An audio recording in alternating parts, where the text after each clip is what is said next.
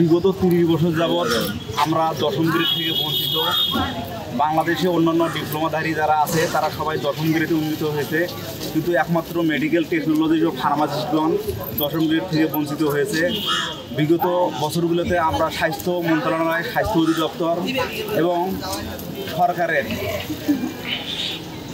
অবহেলার কারণে আমরা দশম গ্রেড থেকে বঞ্চিত হয়েছি।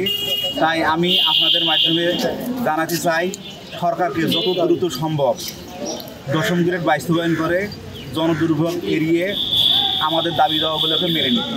মাত্র 30% টাকায় জমির মালিক হয়ে নতুন বাংলাদেশের গড়ে তোলার স্বপ্ন দেখা বাংলা বসতি। দশম গ্রেড বাস্তবায়ন কমিটি এর উদ্যোগে আজকে সারা বাংলাদেশে আমাদের 2 ঘন্টার কর্মবিরতি চলছে।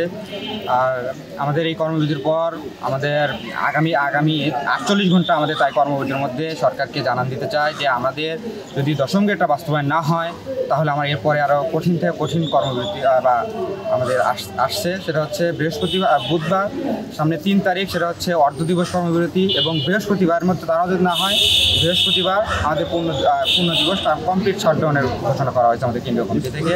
সেই কেন্দ্রীয় কমিটির থেকে আমরা আজকে এখানে দাঁড়িয়েছি। শাসন মন্ত্রণালয়কে জানাতে চাই, আজকের পরেও যদি আমাদের দাবি মানা না হয়, আগামী 3 তারিখ সারা বাংলাদেশের সরকারি বেসরকারি প্রত্যেকটা হসপিটালের ওষুধ সেবা বন্ধ থাকবে, সব ধরনের প্যাথোলজিক্যাল পরীক্ষা বন্ধ থাকবে, এক্সরে বন্ধ থাকবে, ক্যান্সার রোগীদের রেডিওথেরাপি বন্ধ থাকবে, স্বায়ত্তশাসিত আধা স্বায়ত্তশাসিত বেসরকারি সমস্ত প্রতিষ্ঠানের কোনো ফার্মাসিস্ট সারা বাংলাদেশকে অচল করে দিবে, তারা কোনো ওষুধ সরবরাহ করবে না।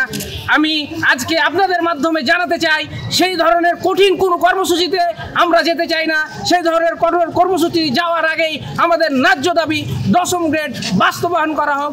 অনতিবিলম্বে যদি বাস্তবায়ন করা না হয় আমরা সেই ধরনের কঠিন কর্মসূচিতে যেতে চাইব।